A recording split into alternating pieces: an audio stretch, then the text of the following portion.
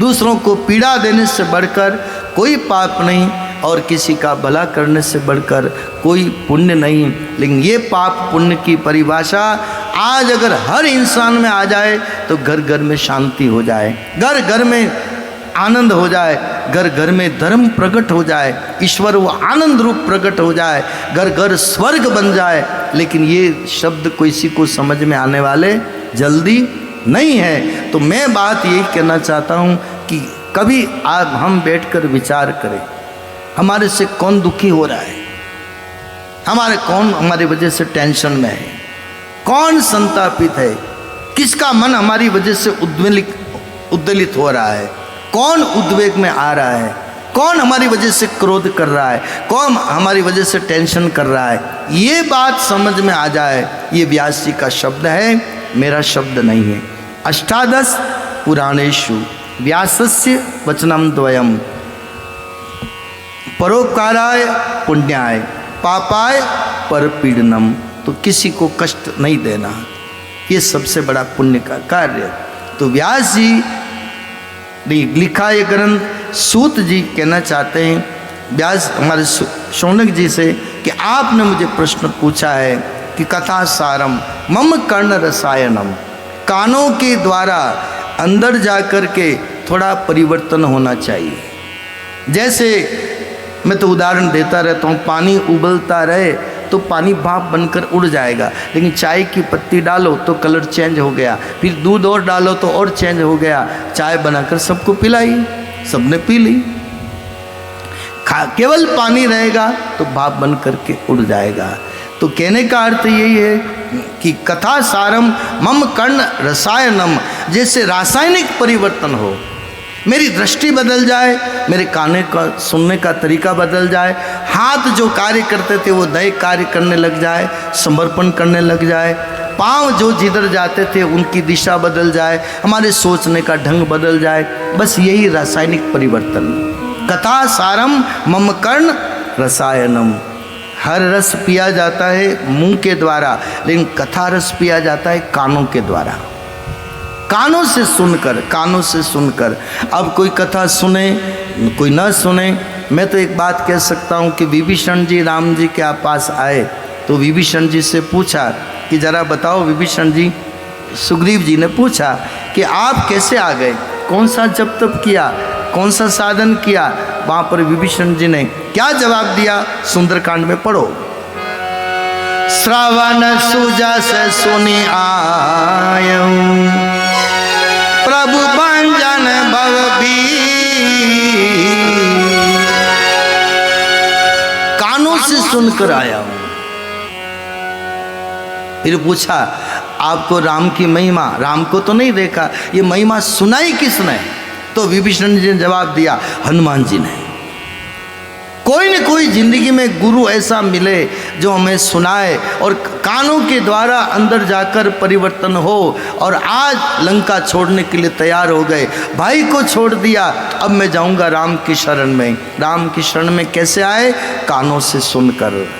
जो कानों से सुनेगा अंदर परिवर्तन होगा, उसकी दिशा राम की तरफ होगी। जो कानों से नहीं सुनेगा और अहंकार रहेगा, हनुमान जी ने कितना उपदेश दिया आप देखो, लेकिन अहंकारी रावण था, कुछ भी असर नहीं हुआ। ए बंदर, तू मुझे क्या ज्ञान देता है? लेकिन हनुमान जी ने क्या सीख दी है आप पढ़ेंगे तो। लेकिन अभिमानी रावण माना नहीं, मानेगा वो राम की शरण में जाएगा, और जो नहीं मानेगा वो राम की शरण में नहीं जा सकता। तो आज विभीषण जी ने यही कहा, श्रवण सुजस सुनि आयो प्रभु भंजन भवभीर, त्राई त्राई आरत हरन शरण सुखद रघुबीर। तो भगवान की शरण में जाने के लिए हमारी जो ये इंद्रियां हैं, ये जो जिस दिशा में जा रही है, अगर वो राम की दिशा नहीं है तो घुमा करके उसको ईश्वर की तरफ जोड़ना। कैसे जोड़ना? कानों से सुनकर।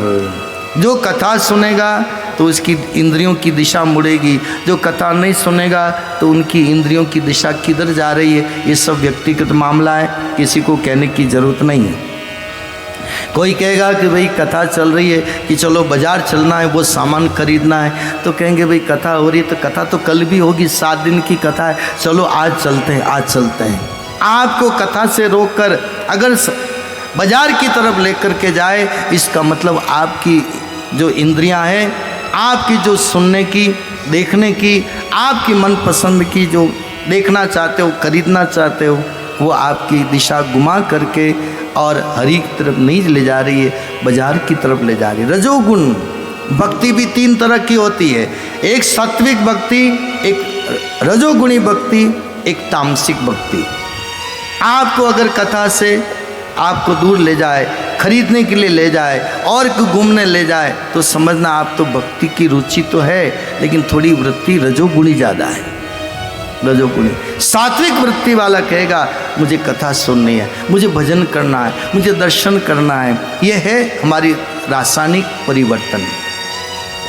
जिसका रासायनिक परिवर्तन अंदर से हो गया तो उसकी दिशा ही पूरी बदल गई, और दिशा बदली तो दशा बदल गई, दशा ही बदल गई। और इसलिए हमारे शास्त्र कहते हैं, कोई गुरु कहते हैं, कोई संत कहते हैं। गुरु क्या देता है? दीक्षा।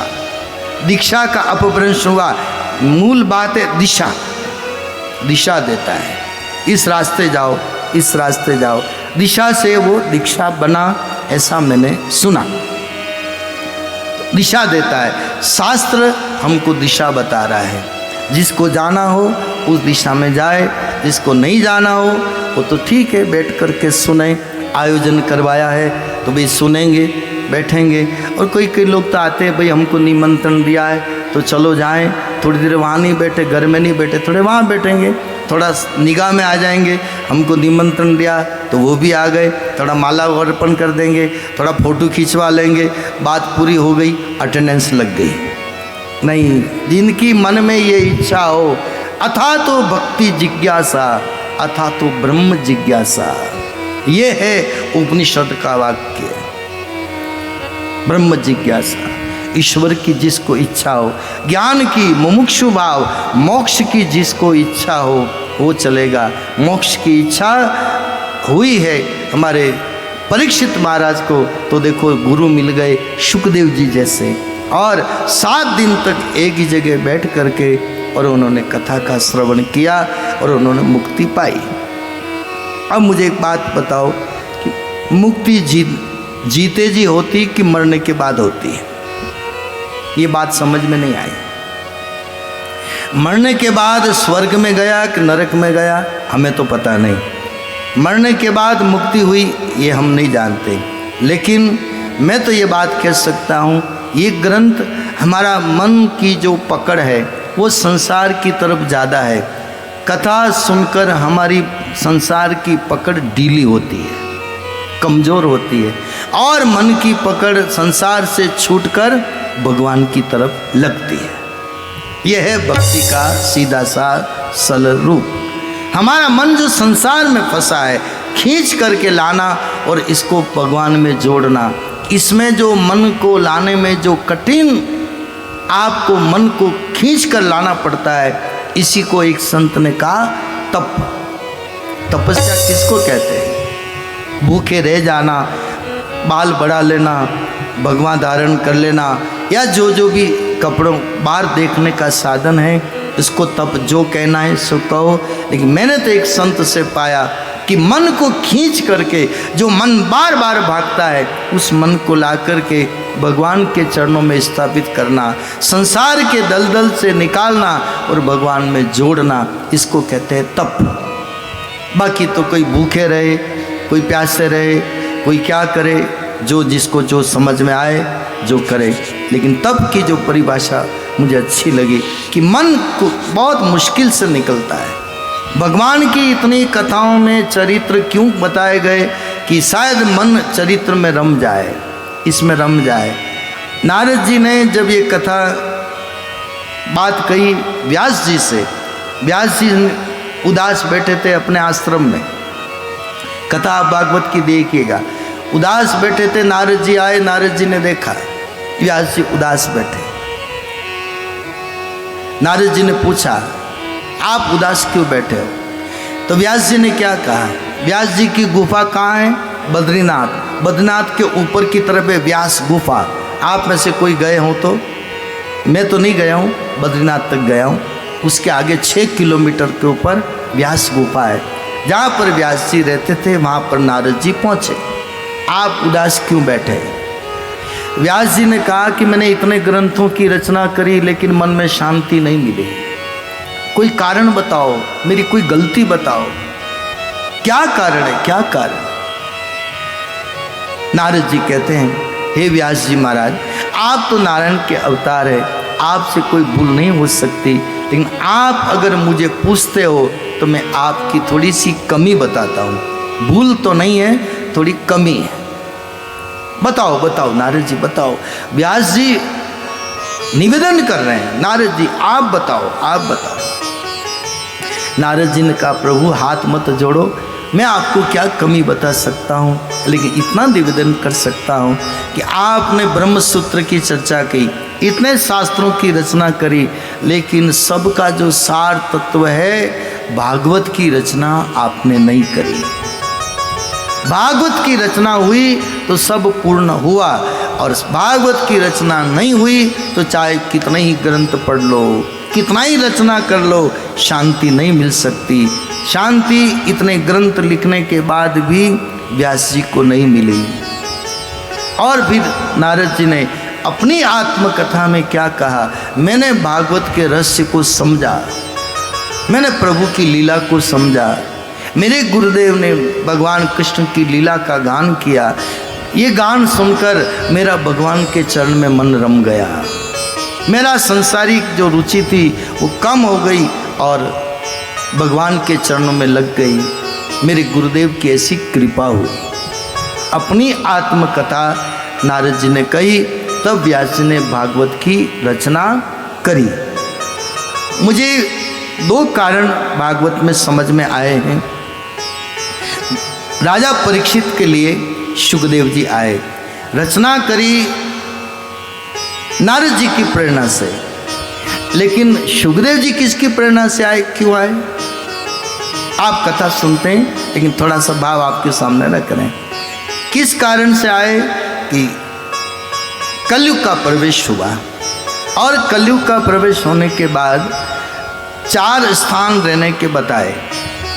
जब परीक्षित महाराज निकले, कलयुग गाय को बैल को पीट रहा था, बड़ा दुखी थी गाय, बड़ा दुखी था बैल।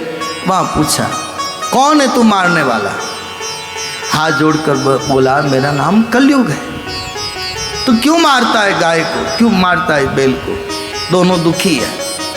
तो कहा, महाराज भगवान तो चले गए, सुदाम गमन किया, त्रेता युग गया, अब तो मेरा नंबर है, तो आप, मैं कहाँ जाऊँ आपको छोड़कर? 4 युग है, 3 युग निकल गए, अब तो मेरा नंबर है। रहने का ठिकाना पूछा, मैं कहाँ रहूँ आप बता दो। आप भागवत में पढ़ सकते हैं, 4 स्थान बताए गए कलयुग के निवास के, जहाँ कलयुग निवास करता है, जहाँ प्रभु की भक्ति कभी नहीं हो सकती। 4 स्थान कौन कौन से, जो आप भी जानते हैं, मैं भी जानता हूँ, सब जानते हैं। 4 स्थान में पहला स्थान है जहाँ जुआ खेली जाए, वहाँ पर कलयुग का वास। जहाँ पर शराब पी जाए, वहाँ पर कलयुग का वास। जहाँ पर अभक्ष्य भोजन किया जाए, जीवों की हिंसा हो, जानवरों को मारा जाए, वहाँ पर कलयुग का वास।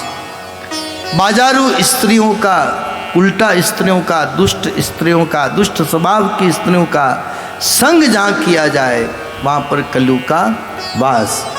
4 स्थान जब थोड़े ठीक नहीं लगे कि यहाँ पर तो ये तो बहुत गंदे स्थान है, कोई अच्छा स्थान बताओ, तो कहा भाई सोने में निवास करना। तो सोने में कहते हैं कि कलयुग ने प्रवेश किया। इसलिए आज भी पुराने लोग कहते हैं कि सोना गुम जाए तो भी ठीक नहीं, सोना मिल जाए तो भी ठीक नहीं, अब उसमें कलयुग का वास है। कई महाराज लोग भी कथा करते हैं, गले में सोने की कंठियाँ पहन के बैठते हैं, हाथ में, दोनों हाथों में अंगूठियाँ पहन के बैठते हैं, तो क्या उनको कलयुग नहीं लग रहा है? भागवत के अनुसार तो लगता है कि वे सोने में कलयुग का वास है, तो नहीं पहननी चाहिए। और इतनी माता बहनें आप सभी बैठी हैं, तो आपने जेवर पहन रखा सोने का, मान लो कानों में पहना हो, गले में पहना हो, जो भी पहना हो, लेकिन मैं ये कहना चाहता हूँ कि कलयुग कहां पर है? जहां पर अनीति का धन हो, पाप का पैसा हो, किसी का दिल दुखाकर घर में अर्जन किया हुआ पैसा हो, धन हो, लूटा हुआ हो, किसी का हक छीन करके ले लिया हो, उस धन में कलयुग का वास है। और वो आपकी बुद्धि बिगाड़े या न बिगाड़े, बेटों की बुद्धि को बिगाड़ेगा, बेटों की बुद्धि को बिगाड़े न बिगाड़े, पोते की बुद्धि को बिगाड़ेगा। उसमें है कलयुग का वास। और ये प्रसंग आपके सामने है भागवत का। बहुत कम लोग इस बात को सुनाते हैं, लेकिन हम आपके सामने खोल करके कह रहे हैं। जब कहा कि सोने में निवास करना, तो वहाँ पर कलयुग ने सोचा अब तो मैं प्रवेश करूँगा, कर जाऊँगा। 4 स्थान तो गंदे, वहाँ तो नहीं कर सकता, यहाँ मैं कर जाऊँगा। तो सोने में प्रवेश किया। अब सोना कहाँ से आवे? पेटी को खोला।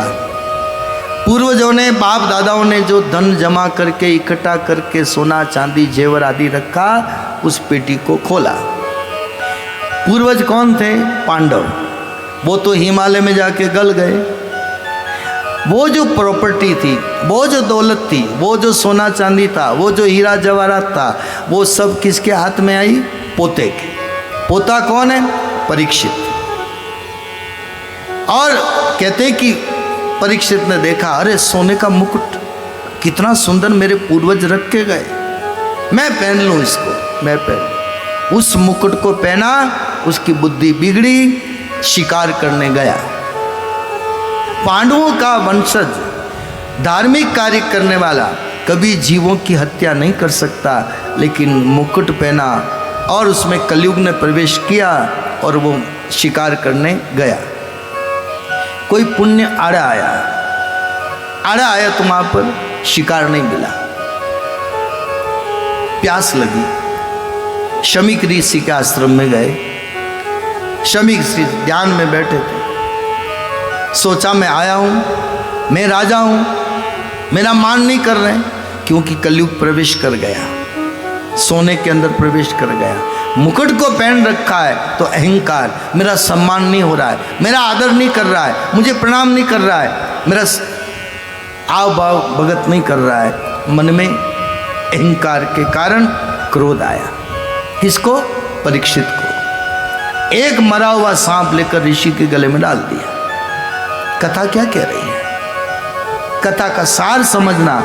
गले में डाला और इधर बालक को पता लगा, स्नान करते समय बालक श्रृंगी, अरे तेरे पिता के गले में एक राजा आया, सांप डाला। बालक श्रृंगी ने हाथ में जल लेकर के श्राप दिया और श्राप देकर के कहा, जिसने भी ये सांप गले में मेरे पिता के डाला हो, 7वें दिन वही तक्षक नाग बन करके और उसको डसेगा।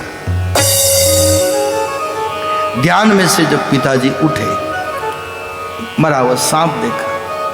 पिताजी, राजा आया था, नाम परीक्षित, आपके गले में सांप डाला, मैंने उसको श्राप दे दिया।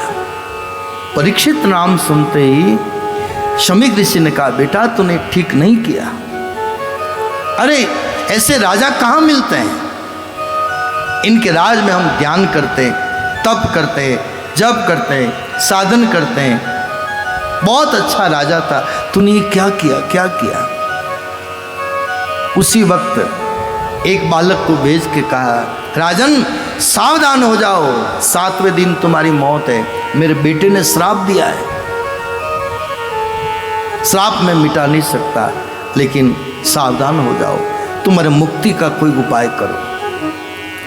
सावधान हो गए राजा परीक्षित। मुकुट उतारा और ध्यान आया, अरे मैंने क्या किया, मैंने क्या किया? भूल का एहसास हुआ।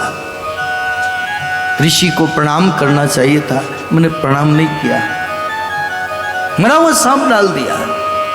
अब क्या, अब क्या? कितने संतों के पास घूमे, मेरा मुक्ति का उपाय बताओ, मेरे मुक्ति का उपाय बताओ। ऐसी बेचैनी देख करके सभी ऋषि मुनियों ने हाथ खड़े कर दिए कि अरे इतनी विकल स्थिति है परीक्षित महाराज की, हम तुम्हारा उद्धार नहीं कर सकते। आज के संदर्भ को देखते हुए आप सभी बुद्धिमान लोग सोचिएगा कि उस समय इतने बड़े बड़े महान पुरुष थे, ऋषि मुनि महात्मा लोग, वो उद्धार नहीं कर पाए, तो आज के कलयुग में कौन किसका उद्धार करेगा? कौन उद्धार करेगा? आखिर में सब ने जब हाथ खड़े कर दिए, उस वक्त भगवान वासुदेव द्वारिकाधीश से प्रार्थना करी, हे द्वारिकाधीश, कभी दुख पड़े तो हम आपको याद करते हैं और मेरी मुक्ति का उपाय बताओ। 7वें दिन मेरी मौत है, केवल 7 दिन बचे हैं, मेरा क्या होगा, मेरा क्या होगा? हम लोगों के तो 70 साल की जिंदगी निकल गई, फिर भी होश नहीं आया कि कितने दिन जीना है। 7 दिन की उम्र का पता लग गया कि 7वें दिन मौत, तो भगवान की तरफ बेचैन होकर के गया। हम अभी तक नहीं जा रहे, कारण कि हमारी मौत का पता नहीं, हमारी मौत कब आएगी सब भूल करके बैठे। 7वें दिन का एक अर्थ और सुन लें, हमारा जन्म भी 7वें दिन हुआ, 7 दिन में से एक दिन हुआ। हमारा विवाह शादी जो थी वो भी 7वें दिन में से एक दिन हुआ। 7 बार में से एक बार जन्म हुआ, एक बार शादी हुई, एक बार के दिन मौत होगी। अब कौन सा बार किसके लिए होगा आप और हम नहीं कह सकते। 7 दिन सबके लिए हैं, 7 दिन के अंदर ही सबको जाना है, सब काम करना है। उसमें एक बहुत बड़ा काम है मौत का, जो हमको करना बाकी है। मेरी मौत, मेरी कल्याण कैसे हो, इस कारण फिर प्रभु द्वारिकाधीश की प्रेरणा से सुखदेव जी का आगमन हुआ। कथा ये कह रही है कि भागवत 2 कारण से हुई है। एक तो व्यास जी ने लिखी नारद जी की प्रेरणा से, और सुखदेव जी आए हमारे परीक्षित के लिए, कारण कि मरा हुआ सांप डाला। सांप क्यों डाला? बुद्धि खराब हो गई। बुद्धि क्यों खराब हुई? कि सोने का मुकुट पहना। सोने का मुकुट कौन सा था? वो था जरासंध का, छीन करके लाए थे भीम। जरासंध के बेटे ने मांगा, मेरे पिताजी का मुकुट है, दे दो, नहीं दिया। हिमालय में जाके गल गए सब 5 पांडव, लेकिन वो जो छीना हुआ सोने का मुकुट वो हाथ में आया परीक्षित के। परीक्षित कौन है? पोता। पोते के हाथ में आया तो उसकी बुद्धि बिगड़ी।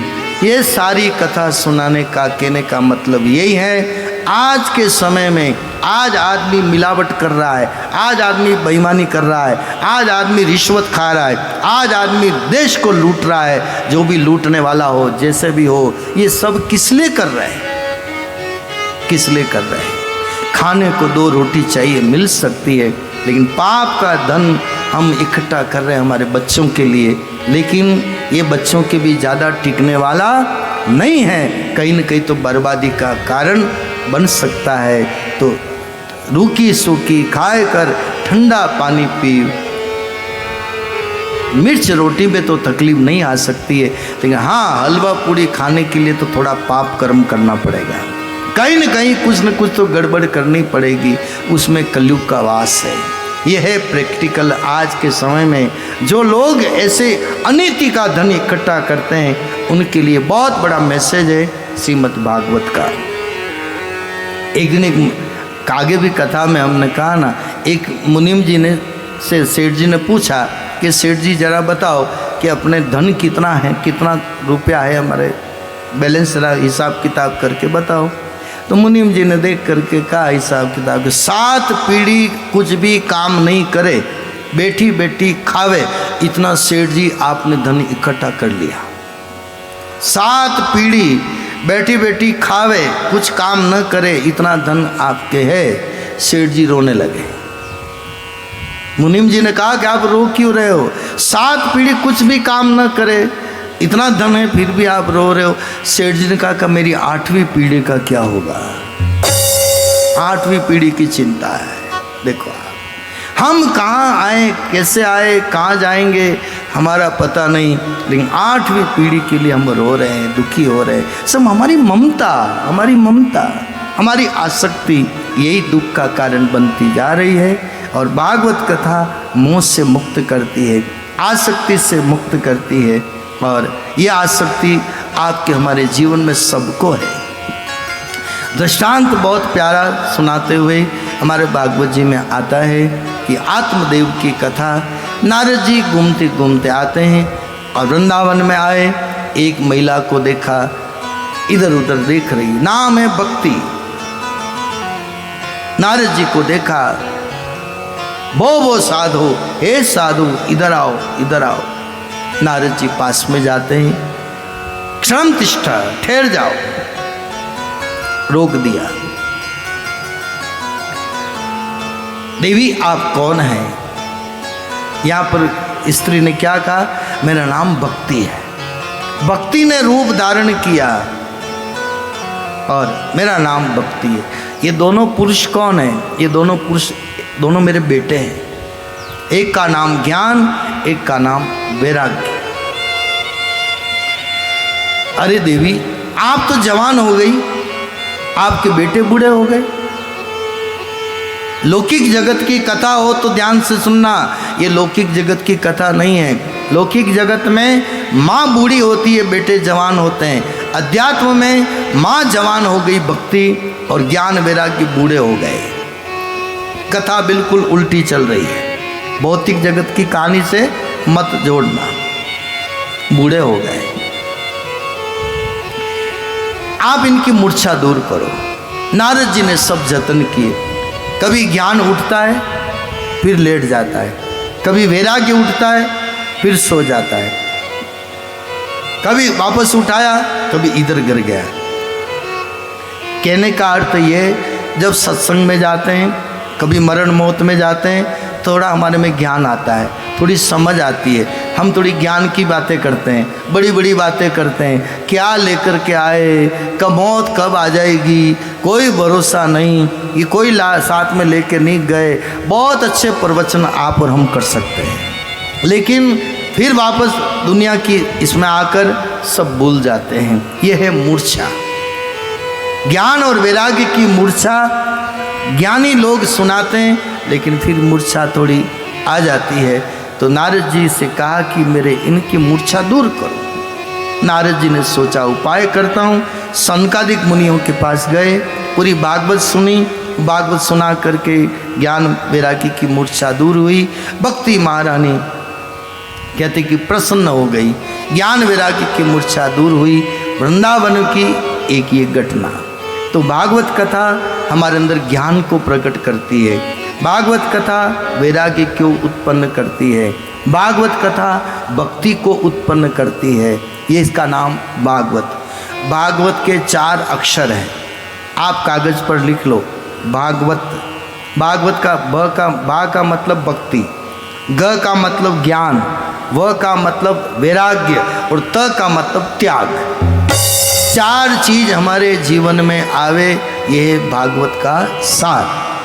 अब ऐसे तो भागवतें खूब होती है, खूब लोग करवा देते हैं, लेकिन ऐसे एक उत्सव ना हो, ऐसा आनंद का वो ना हो।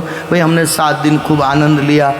हम तो भगवान से प्रार्थना करें कि हमारे जीवन में थोड़ी त्याग की भावना आए, हमारे अंदर थोड़ा वैराग्य भी आए, हमारे अंदर थोड़ा ज्ञान भी आवे।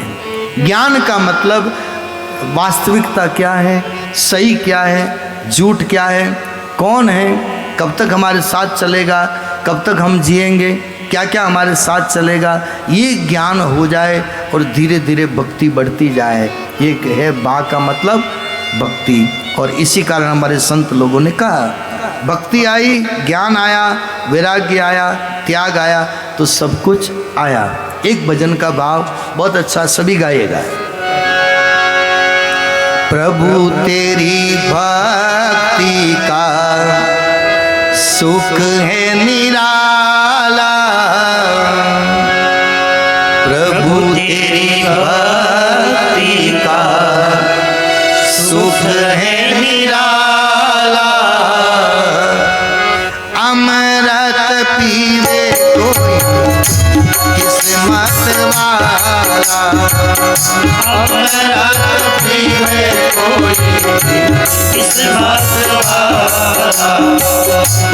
ये कथा का अमृत कोई किस्मत वाला पीता है, सब नहीं पी सकते। अमृत पीवे कोई किस्मत वाला, हमारा कभी में कोई किस्मत वाला। हरि का नाम अमृत है, कथा अमृत है, इसलिए गोपियों ने कहा तब कथामृतम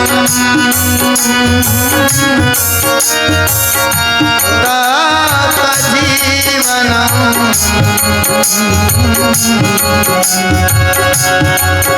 कवि गिरीडितम श्रवण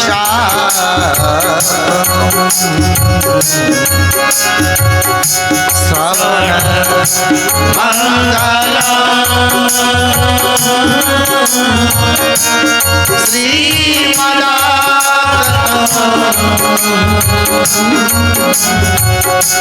भुवि गुणन्विते पूरिता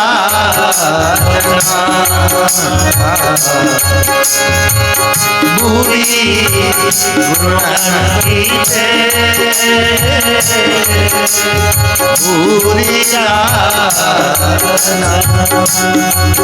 ये भागवत का श्लोक है, 10वें स्कंद गोपी गीत 9वें नंबर का श्लोक आप पढ़ सकते हैं। कथा अमृत है, तापों को मिटाने वाली, पापों को मिटाने वाली, कानों को सुना करके जीवन में मंगल करने वाली।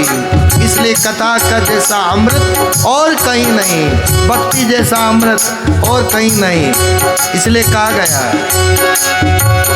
अमृत पीवे कोई किस्मत वाला, अमृत पीवे कोई किस्मत वाला। देखो भाई, आप सब अच्छे श्रोता हैं। उदयपुर में जब कथा होती है तो बड़ा आनंद का अनुभूति होती है कि चलो सब लोग मिलकर गाएंगे। उदयपुर में कथा हो रही तो अपने घर में कथा हो रही है। आप लोग कथा से ज़्यादा परिचित हैं। जो कथा से परिचित नहीं है, कथा को नहीं जानते, प्रसंग नहीं जानते, वो इतना आनंद लेते हैं, नाचते हैं, कूदते हैं, ताली बजाते हैं, झूमते हैं। और यहाँ कथा के ज़्यादा जानकार हैं तो थोड़े उदास होकर बैठे हैं। ये मुझे ठीक नहीं लगता। साथ ताली बजाते हुए सभी गाइएगा। प्रभु तेरी भक्ति का सुख है निराला, प्रभु तेरी भक्ति का सुख है निराला। अमृत पीवे कोई किस्मत वाला, अमृत पीवे कोई किस्मत वाला। अमृत पीवे कोई किस्मत वाला, अमृत पीवे कोई किस्मत वाला।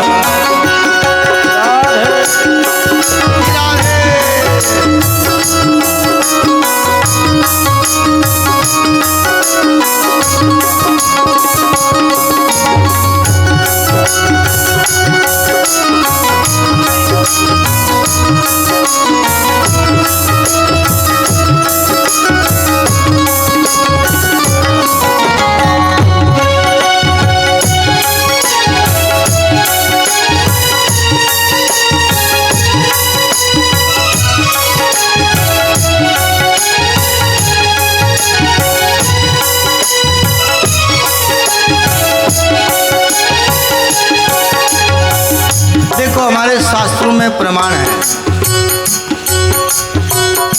कथा में बैठने के बाद गाने का मौका आवे तो सबको गाना चाहिए। अब कोई कहे कि भाई हम क्यों गावे, आपको बुलाए आप गाते रहो, हम क्यों गावे, तो आप रामायण का प्रमाण लो। रामायण जी की आरती में लिखा है पीछे, जिसके पास घर में सुंदरकांड की किताब हो, रामायण हो, तो पीछे पढ़ लेना। कैलाश पर्वत पर शंकर भगवान, पार्वती जी कोई काम करती है तो भोले बाबा कहते हैं पार्वती क्या कर रही है, कि भोले बाबा बर्तन साफ कर रही हूँ, थोड़ा झाड़ू लगा रही हूँ। पटक तेरे झाड़ू को, रख तेरे बर्तन को, आ मेरे पास, बैठ मेरे पास। अरे प्रभु मुझे काम भी तो करना है, कि काम होता रहेगा, ये मौका नहीं मिलता, बैठ मेरे पास। सब काम छुड़वा कर पार्वती जी को भोले बाबा कैलाश पर्वत पर अपने पास में बिठाते थे और फिर कहते गा मेरे प्रभु का नाम गा। और फिर भोले बाबा के साथ वो भी गाती है, तो तुलसीदास जी ने लिख दिया गावत शंकर शंभु भवानी, गावत शंकर शंभु भवानी, अरुंगट संभव मुनि विज्ञानी, अरुंगट संभव मुनि विज्ञानी, व्यास आदि कवि बरज बखानी, व्यास आदि कवि बरज बखानी, काग कुसुम गरुड़ के ही, काग कुसुम गरुड़ के ही,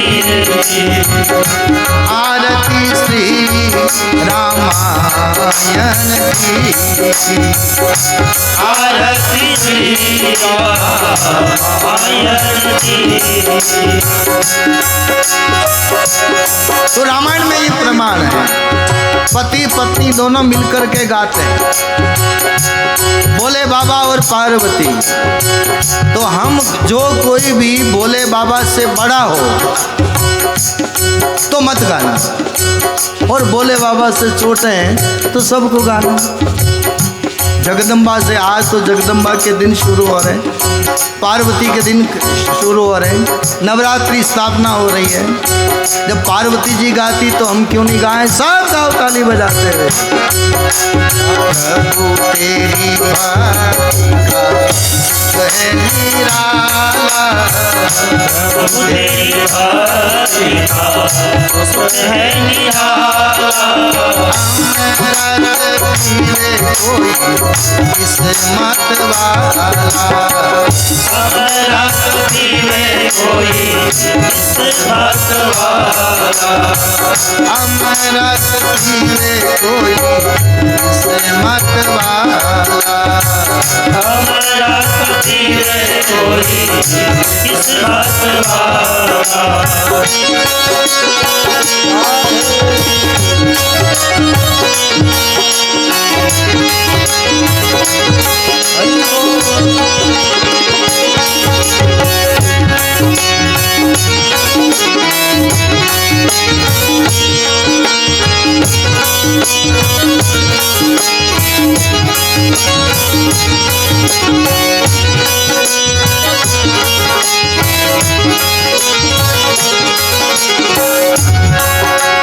नाता तेरे दर का जो है भिखारी, दाता तेरे दर का जो है भिखारी, आशा तृष्णा मिटे मन की सारी, आशा तृष्णा मिटे मन की सारी।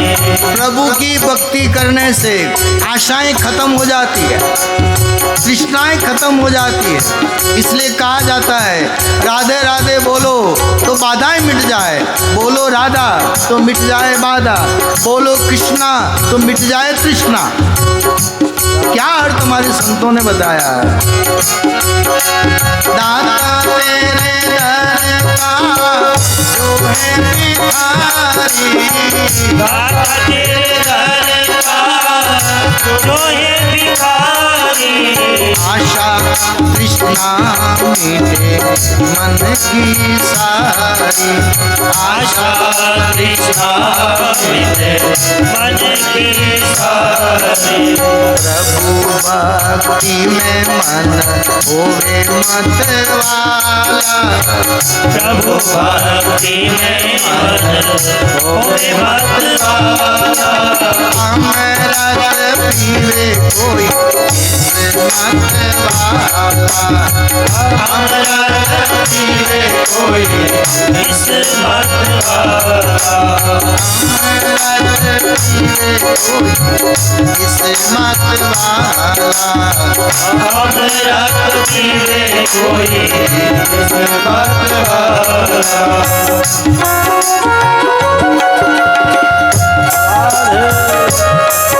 हीरा है।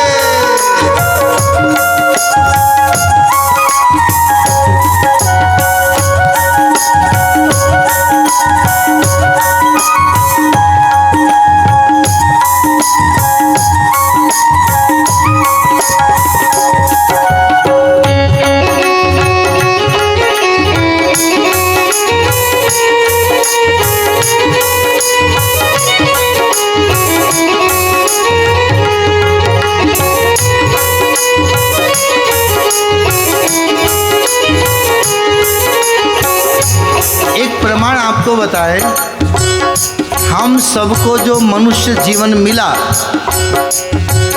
इस मनुष्य जीवन के लिए देवता लोग भी तरसते हैं। हमको भी मनुष्य जीवन मिले, हमको भी मनुष्य जीवन मिले। रामायण का प्रमाण उत्तरकांड। दूसरा, मनुष्य जीवन मिलने के बाद भगवान की कथा मिले, ये भी दुर्लभ दुर्लभ दुर्लभ। ये भी प्रमाण भागवत में। जब सुखदेव जी कथा सुनाते हैं, स्वर्ग के देवता लोग अमृत का कलश लेकर के आए। कहाँ पर? शुकताल। दिल्ली से 125 किलोमीटर दूर मुजफ्फरनगर, वहाँ से 28 किलोमीटर अंदर शुकताल। आज भी वो पेड़ मौजूद है, आज भी वो बट का पेड़ है जिसके नीचे सुखदेव जी आए। स्वर्ग के देवता लोग अमृत का कलश लेकर के आए और कहा ये स्वर्ग का अमृत लेकर के आए हैं, ये परीक्षित को पिला दो और कथा का अमृत हमको पिला दो। सुखदेव जी ने पूछा, राजन ये स्वर्ग के देवता लोग आए अमृत लेकर, तुमको क्या पीना है? स्वर्ग का अमृत पीना कि कथा का अमृत पीना है? तब परीक्षित महाराज ने कहा, नहीं भगवान, आपकी कथा सुनते सुनते ऐसा लगता है, नहीं हमें स्वर्ग का अमृत नहीं चाहिए, हमें तो कथा का अमृत चाहिए। पढ़ लो भागवत में, नहीं मिले तो मेरे पास आ जाना। एक एक बात मैं आपको प्रमाण से कह रहा हूँ। उत्तरकांड का जवाब,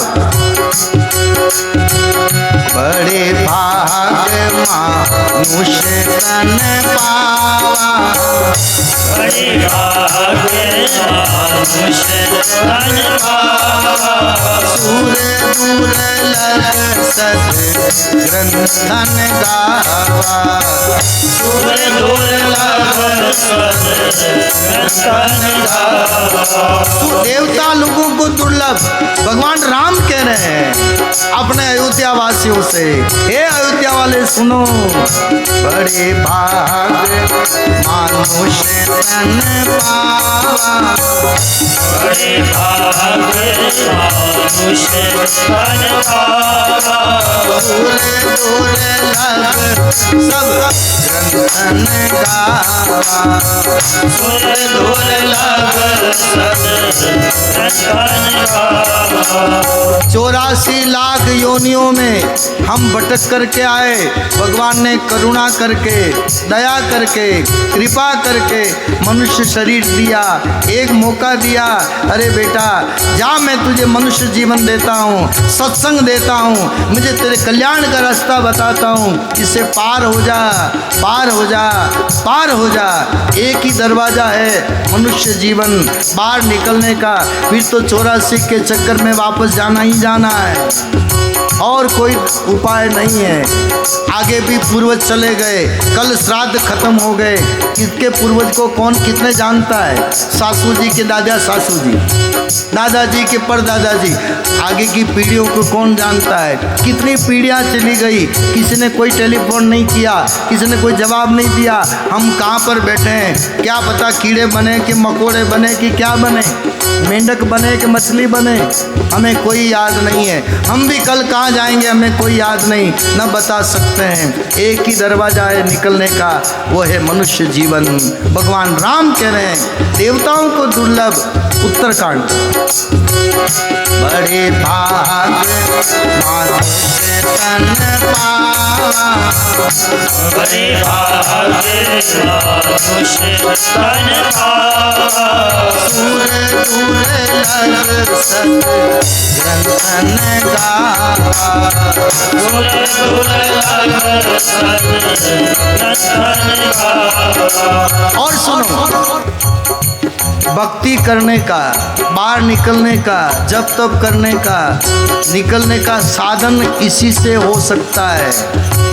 कल बिल्ली बनेंगे, कुत्ता बनेंगे, भैंस बनेंगे, क्या बनेंगे, न कोई माला फेर सकेंगे, न भजन गा सकेंगे। भजन गाने का मौका भी अभी है, ताली बजाने का मौका भी अभी है, नाचने का मौका भी अभी है। और इस जीवन में जो किया सो किया, आगे कुछ भी हम नहीं कर सकते। साधन धाम, मोक्ष का द्वार, मनुष्य जीवन, उत्तरकांड, भगवान राम। सारा जवाब आपके सामने है। साधन धाम मोक्ष कर द्वारा, साधन धाम मोक्ष कर द्वारा, पाई न जेहि पद लोक संवारा, पाई न जेहि पद लोक संवारा। फिर क्या कहेंगे? हे भगवान, हमारे तो किस्मत में नहीं था, हमारे तो भाग्य में नहीं था। दोहा बड़ा प्यारा लिखा है, पढ़ लो रामायण में। सो परत दुख पावई, और सिर दुनी दुनी पछताए, कालई कर्मई ईश्वरई मिथ्या दोष लगा। काल को दोष देगा, कर्म को दोष देगा, भगवान को दोष देगा। हे भगवान, मेरे लिए व्यवस्था नहीं करी, हे भगवान तेने मेरे लिए व्यवस्था नहीं करी। फिर भगवान को दोष देने से काम नहीं चलेगा। प्रभु भक्ति में मन होवे मत वाला, प्रभु भक्ति में मन होवे मत वाला, अमरत पीवे कोई किस्मत वाला, अमरत पीवे कोई किस्मत वाला। देखो भाई, एक बात और सुन ले, आज पहला दिन है, अभी 6 दिन और बाकी है। किसी को नृत्य करने की इच्छा हो भाव से, ये बाबूजी हमारे उदयपुर की हर कथा में पधारते हैं, जो अभी बीच में नृत्य कर रहे थे, आपके पास में सेक्टर 6 में रहते हैं। उदयपुर की शायद, जहाँ तक मेरा ख्याल है, कोई कथा आपने नहीं छोड़ी। कहाँ दिवाली में कथा थी, वहाँ तक पधारे आप। 3 जगह टेम्पू बदल के, ये है कथा का भाव, कथा के प्रति लगन।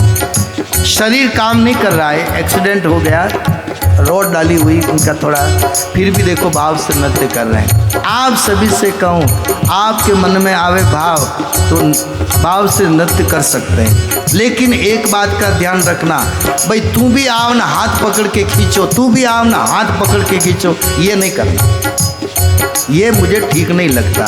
जिसका भाव हो उठ करके नृत्य कर सकता है, और यहाँ ताली भी बजा सकते हो, यहाँ नृत्य भी कर सकते हो। और ऐसे घर पे जाके ताली बजाओगे, नृत्य करोगे हो, तो घर वाले अस्पताल में भर्ती करा देंगे। ये मौका यहीं पर है जो आप नाच सकते हो, ताली बजा सकते हो, गा सकते हो, नहीं तो घर वाले कहेंगे इसका तो दिमाग सटक गया। तो ये मौका है, गंवाने की जरूरत नहीं, भाव के साथ।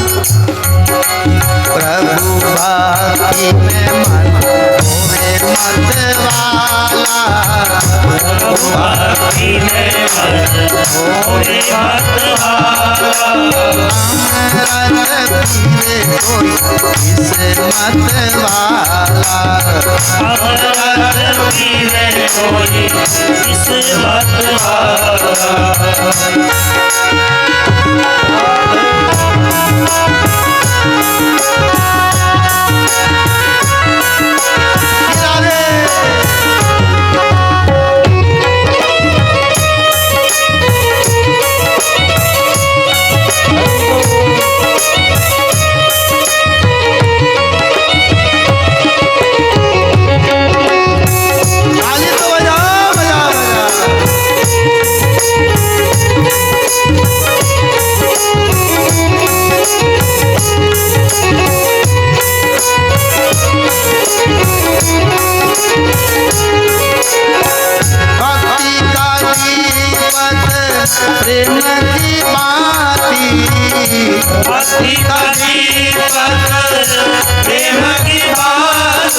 कौन सा दीपक होना चाहिए?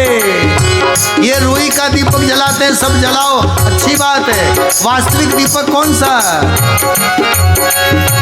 भक्ति का दीपक, प्रेम की बाती, भक्ति का दीपक प्रेम की बाती, जगमग ज्योत जले दिन राते, जगमग ज्योत जले दिन राते, जगमग ज्योत जले दिन राते, जगमग ज्योत जले दिन राते। घर में दीपक जलाओ तो भगवान के कमरे में उजाला होता है। भक्ति का दीपक होगा, प्रेम की बाती होगी तो दीपक कहाँ जलेगा, उजाला कहाँ होगा? मन मंदिर में होवे उजियारा, मन मंदिर में होवे उजियारा। अरे उजाला मन में ही जरूरत है, घट में अंधेरा इसलिए कुछ दिख नहीं रहा है। मन मंदिर में होवे उजियारा, मन मंदिर में होवे उजियारा। अमृत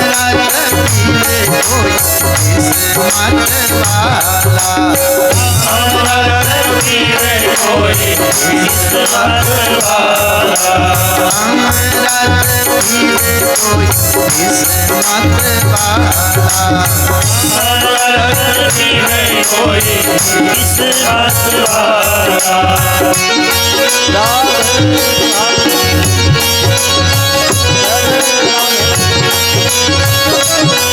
जय हो।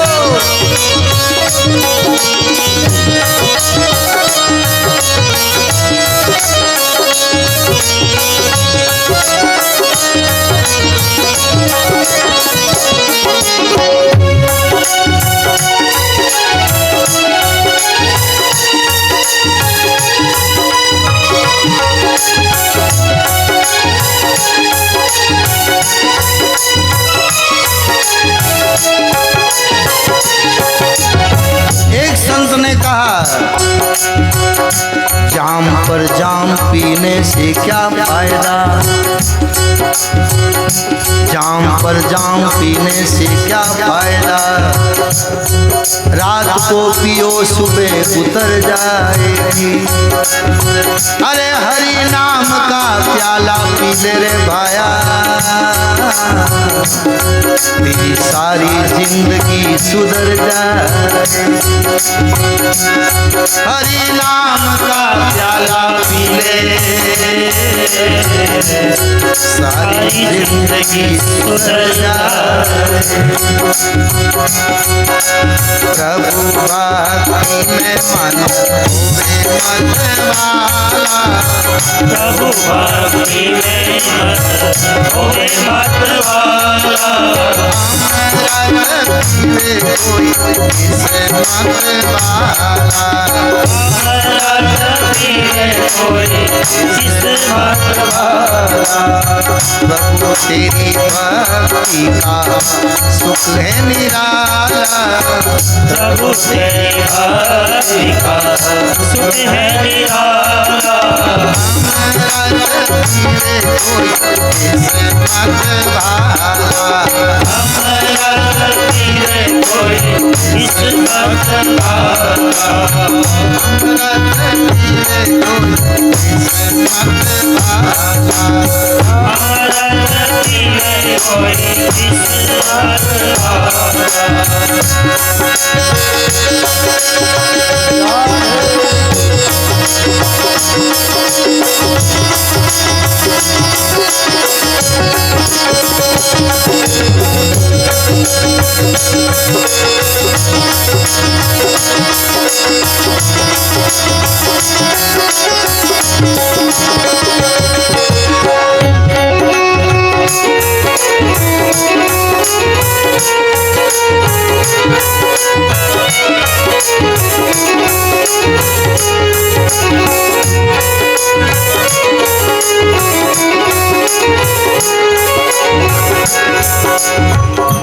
भगवान को ज्ञान पसंद है, पूजा पाठ पसंद है, भगवान को तीर्थ यात्रा पसंद है, क्या पसंद है? मुझे रामायण का जवाब मिला। पुनि रघुपति भगति प्यारी, पुनि रघुपति भगति प्यारी, माया खल नर्तकी बिचारी, माया खल नर्तकी बिचारी, माया खल नर्तकी बिचारी। माया खल नर्तकी बिचारी। और जवाब सुनो, रामायण पढ़ने वाले होंगे ना, मेरी बात उनको अच्छी लगेगी, उनको बहुत आनंद आ रहा होगा। भक्ति स्वतंत्र सकल सुख खानी, भक्ति स्वतंत्र सकल सुख खानी, बिनु सतसंगन पावहि प्राणी, बिनु सतसंगन पावहि प्राणी। सकल सुख की खान प्रभु की भक्ति। भक्ति राम को पसंद है और बिना सत्संग भक्ति नहीं मिलती। पहले करना पड़ेगा सत्संग, हमें लायक बनना पड़ेगा, और सत्संग में डांट से फटकार से हर तरह से जब हम उनके अनुकूल बन जाएंगे, हमारी कान की इंद्रिय जब हरि के साथ श्रृंगार करेगी, कथा सुनने का, आँख की इंद्री दर्शन करने की अभिलाषा करने लगेगी। जिस तरह नई दुल्हन का ब्यूटी पार्लर वाले कैसे श्रृंगार करते हैं, आँखों का, होठों का, कानों का, सब तरह से ऐसे श्रृंगार करना पड़ेगा। ऐसा श्रृंगार होगा तभी आत्मा दुल्हन किसकी बनेगी? श्याम सुंदर द्वारिकाधीश की। यह है सब श्रृंगार। पहले लायक बनना पड़ेगा। लायक नहीं है, अगर श्रृंगार नहीं किया हमने सुंदर, तो कौन दूल्हा हमारा हाथ पकड़ेगा, कौन चौरिया में ले जाएगा, कौन रिसेप्शन में बिठाएगा? आओ मेरी सखियों मुझे मेहंदी लगा दो, आओ मेरी सखियों मुझे मेहंदी लगा दो, मुझे श्याम सुंदर दुल्हन बना दो, मुझे श्याम सुंदर की दुल्हन बना दो, मुझे श्याम सुंदर की दुल्हन बना दो, मुझे श्याम सुंदर की दुल्हन बना दो। आओ मेरी सखियों मुझे मेहंदी लगा दो, आओ मेरी सखियों मुझे मेहंदी लगा दो, मुझे श्याम सुंदर की दुल्हन बना दो, मुझे श्याम सुंदर की दुल्हन बना दो, श्याम सुंदर की दुल्हन बना दो, मुझे श्याम सुंदर की दुल्हन बना दो।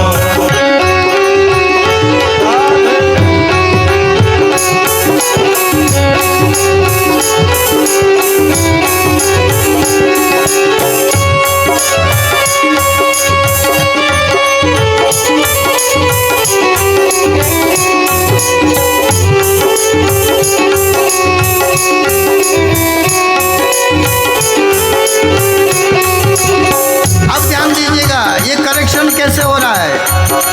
आत्मा दुल्हन ठाकुर की कैसे बनती है? वर्ण कहाँ होता है? पसंदगी कहाँ होती है? कहाँ सगाई होती है? कैसे होती है? कौन हथवेला जोड़ता है? बहुत बड़ी मर्म की बात।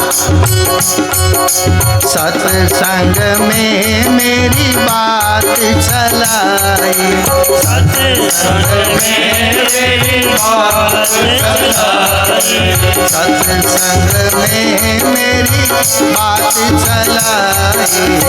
सत्संग में मेरी बात चलाई। और सतगुरु ने मेरी कीनी सगाई। सतगुरु ने मेरी कीनी सगाई। पसंद करने वाला कौन? सतगुरु। चर्चा कहाँ चली? सत्संग में। और फिर आगे, गुरु को बुला के हाथ लेवा जुड़वा दो। गुरु को बुला के हाथ लेवा जुड़वा दो। मुझे श्याम सुंदर की दुल्हन बना। मुझे श्याम सुंदर की दुल्हन बना दो। मुझे श्याम सुंदर की दुल्हन बना। मुझे श्याम सुंदर की दुल्हन बना दो। हम सबकी यात्रा, आत्मा की यात्रा परमात्मा के तरफ है। हम लायक बन जाए, आंखें लायक बन जाए, कान लायक बन जाए, वाणी लायक बन जाए, भगवान हमको स्वीकार कर लेगा। यही है भगवान से मिलन की बात, यही भागवत का सार समझ में आ जाए तो। मुझे श्याम सुंदर की दुल्हन बना। मुझे श्याम सुंदर की दुल्हन बना दो। मुझे श्याम सुंदर की दुल्हन बना। मुझे श्याम सुंदर की दुल्हन बना दो।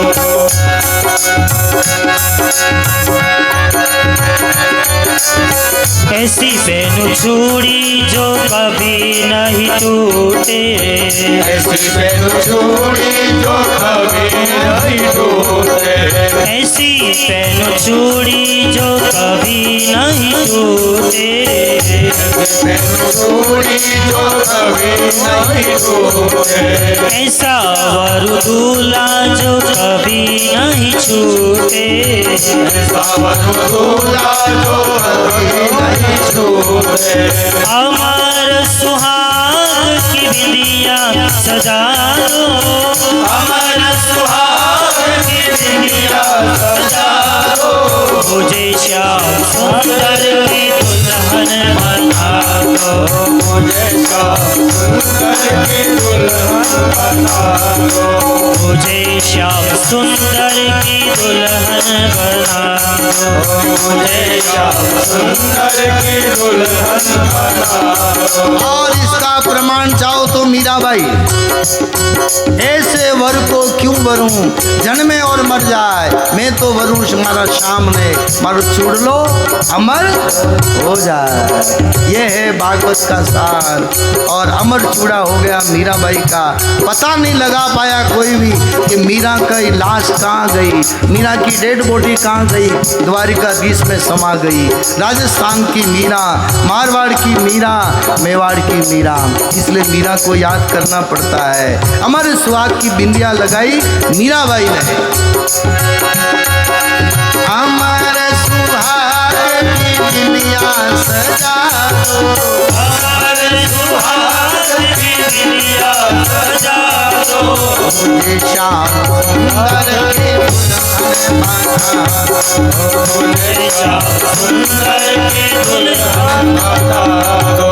मुझे श्याम सुंदर की दुल्हन बना। मुझे श्याम सुंदर की दुल्हन बना दो। आओ मेरी सखियों मुझे मेहंदी लगा दो। सखियां कौन और बिंदिया मेहंदी किसके लगानी? आत्मा के। और सखियां कौन? 10 इंद्रियां, 5 कर्मेंद्रियां, 5 ज्ञानेंद्रियां, ये सखियां आत्मा का श्रृंगार करती है। तब द्वारिकाधीश गले लगाता है, तब वर्ण होता है परमात्मा से। ये इस भजन का सार। आओ मेरी सखियों मुझे मेहंदी लगा दो। आओ मेरी सखियों मुझे मेहंदी लगा दो। मेहंदी लगा दो मुझे ऐसी सजा दो।